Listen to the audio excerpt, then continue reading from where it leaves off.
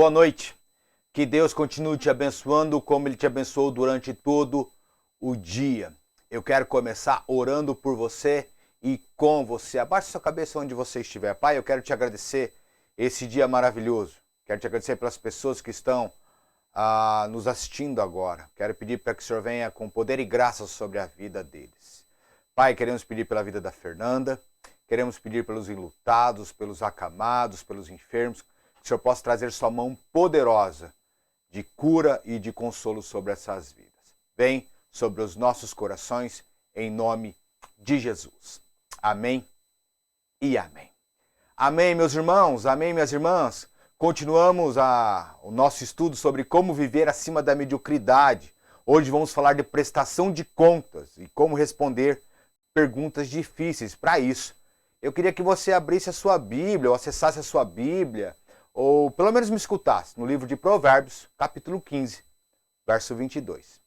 Diz assim: onde não há conselho, os projetos saem vãos, mas com a multidão de conselheiros se confirmaram. Amém. A ideia de viver acima da mediocridade, na questão de prestação de contas, é que hoje realmente nós precisamos de heróis. E quando eu falo heróis, eu falo de heróis genuínos. Alguém que podemos olhar, nos inspirar, uma pessoa de verdade, uma pessoa que traga e carregue a verdade. Porque pessoas que trazem e carregam a verdade, elas podem atingir o mundo inteiro. O que causa um certo receio é que talvez pessoas assim estejam acabando. Tenta fazer um exercício, para pensar e veja se é possível lembrar de alguém em que se possa espelhar hoje. Eu espero que o nosso nome, o seu e o meu, possa estar na lista de alguém. E se estiver, há uma grande possibilidade de nós estarmos passando a viver ou começando a querer a viver acima da mediocridade. A fonte de passar a viver de forma diferente dos demais, querer algo diferente. Então vamos lá, características essenciais de que impressionam pessoas ou até a nós mesmos.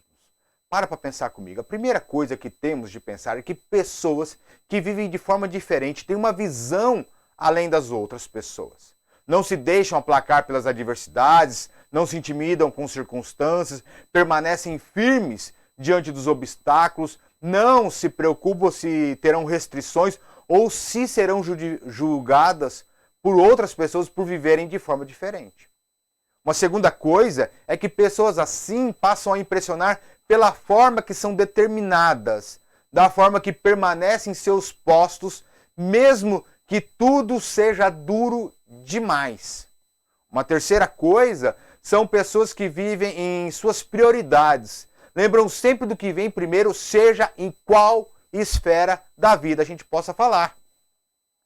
Quarta questão. Pessoas que passam a viver acima da mediocridade, passam a prestar contas. Em termos bem simples, as ideias então seriam responder perguntas difíceis de vida. Para ser bem claro e bem simples, é se abrir com alguém. E se abrir com alguém é com alguém selecionado de forma extremamente cuidadosa. Pessoas que prestam contas, elas passam a ter qualidades. Vamos parar para pensar. Quais seriam as qualidades de pessoas que prestam conta? Talvez não. Vulnerabilidade. Capacidade de suportar mágoas, disposição para encarar os seus próprios erros, admiti-los antes que ocorra algum confronto. Vulnerabilidade. Vivacidade, disposição para aprender de forma rápida. Rapidez em ouvir, reagir à reprovação e continuar sendo aconselhado. Outra, disponibilidade, acessível. Atende bem às interpelações, não se ressente, continua firme, está disponível a aprender. Ser honesto ou honestidade. Fiel à verdade, a prontidão à verdade. O propósito da prestação de contas é potencializar habilidades, é resguardar pessoas de perigos, perigos que estão potencialmente à frente. Identificar áreas nas nossas vidas a qual nós não temos uma visão, trazer novas perspectivas, acrescentar sabedoria. Vamos lá. Análise bíblica de prestação de contas e exemplos históricos. Há muito apoio bíblico no conceito de prestação de contas. Primeira ideia seria a prestação de contas a Deus. Isso é um fato inescapável, ou seja, não tem como correr disso. Mateus diz assim, 12, 35 e 36. O homem bom tira boas coisas do bom tesouro do seu coração, e o homem mau do mau tesouro tira coisas más. Mas eu vos digo que de toda a palavra ociosa que os homens disserem, hão de dar conta no dia do juízo. Romanos 14, 10, 12. Mas tu, por que julgas teu irmão? Ou tu também, porque desprezas teu irmão? Pois todos havemos de comparecer ante o tribunal de Cristo, porque está escrito, como eu vivo, diz o Senhor, que todo joelho se dobrará a mim e toda língua confessará a Deus, de maneira que cada um de nós dará conta de si mesmo ao próprio Deus. Vamos lá. Prestamos contas a Deus, mas também prestamos contas à liderança espiritual. Isso é algo útil para as nossas vidas. Homens prestavam contas a Paulo. 1 Coríntios 16, 14, 18 diz assim, todas as vossas coisas sejam feitas com amor. Agora vos rogo, irmãos, sabeis que a família de Estéfanas e as primícias de Acaia, que se têm dedicado ao ministério dos santos, que também vós sujeiteis aos tais e a todo aquele que auxilia a obra e trabalha. Folgo, porém, com a vinda de Estéfanas, de Fortunato e de Acaico, porque estes supriram o que de vossa parte me faltava, porque recrearam o meu espírito e o vosso, reconhecei, pois, os tais. Hebreus 13, 17 a 19 diz assim, obedecei os vossos pastores e sujeitai-vos a eles, porque velam por vossas almas, como aqueles que hão de dar conta delas, para que o façam com alegria e não gemendo, porque isso não vos seria útil. Orai por nós, porque confiamos que temos boa consciência, como aqueles que em tudo querem portar-se de forma honesta. Rogo-vos que com instância que assim o façais, para que eu, mais depressa, vos seja restituído. Isso é responsabilidade por vidas. Por isso que temos que prestar contas às nossas lideranças. Prestar, então, contas também uns aos outros. Isso é útil e também é sadio para as nossas vidas. Romanos 12, 9 e 16 diz assim, o amor não seja fingido. Aborrecei o mal e apegai-vos ao bem. Amai-vos cordialmente uns aos outros com amor fraternal, preferindo-vos em honra uns aos outros. Não sejais vagarosos no cuidado, sejam fervorosos no espírito, servindo ao Senhor. Alegrai-vos na esperança, sede pacientes na tribulação, perseverai na oração.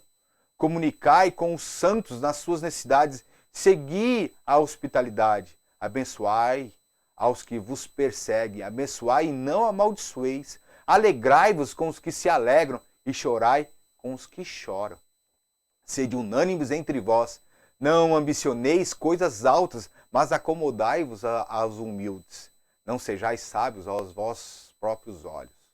Romanos 15, 1 e 2 diz assim, mas nós, que somos fortes, devemos suportar a fraqueza dos fracos e não agradar a nós mesmos. Portanto, cada um de nós agrade o seu próximo no que é bom para edificação. Gálatas 6, 1 e 2. Irmãos, se algum homem chegar a ser surpreendido em alguma ofensa, vós que sois espirituais, encaminhai o tal com espírito de mansidão, olhando por ti mesmo, para que não sejas também tentado. levai as cargas uns dos outros, e assim cumprireis a lei de Cristo. Precisamos realmente prestar contas uns aos outros. Existe uma diversidade de vantagens e de pessoas que levaram os seus exemplos históricos e bíblicos. Ló e Abraão em Gênesis 13. Ló prestava contas a Abraão. José prestava contas a Potifar, Gênesis 39. Saul prestava contas a Samuel. Davi prestou contas a Natã com a morte e com adultério, a morte de Urias e adultério com Batseba. Neemias prestou conta ao rei Ataxerxes. Daniel prestava contas aos reis que a ele servia. Os discípulos de Jesus prestavam contas uns aos outros. Há vantagem na prática dessa avaliação pessoal. E essa avaliação tem que ser honesta. Então para pensar comigo. Prestação de contas, o abrir-se a alguém pode ser desastroso, realmente. Isso é claro. Se for feito para qualquer pessoa. Por isso, eu e você devemos realmente escolher alguém com forma extremamente cuidadosa. Quem devemos escolher? Eu falo de pessoas que nos amam mesmo. Nos amam a tal ponto que não permitirão que nós brinquemos com a própria insensatez. Que possam advertir de forma amorosa para a correção. A primeira vantagem é quando prestamos conta de forma regular, temos uma menor probabilidade de cair em armadilhas. Provérbios 13:10, da soberba só provém a contenda, mas com os que se aconselham se acha a sabedoria. A segunda vantagem é quando prestamos conta de forma regular, temos a menor probabilidade de ver o quadro todo. Com o conselho de um amigo, podemos ter um mundo completamente expandido. Provérbios 27:17. Como com o ferro se aguça, assim o homem afia o rosto do seu amigo. A terceira vantagem é que quando prestamos conta de forma regular, não é provável que passemos a prosseguir de forma impune com os nossos pecados e a nossa imprudência. Provérbios 27:5 e 6. A melhor é a repreensão franca do que o amor encoberto. Leais são as feridas feitas pelo amigo, mas os beijos do inimigo são enganosos. Nós, eu e você, precisamos fazer uma avaliação honesta de nós mesmos. Então segue algumas perguntas para que a gente possa pensar. Você consegue dar nome de alguém fora da sua família a quem você presta contas? Você tem alguém cuidadosamente escolhido que te ama, que pode te corrigir?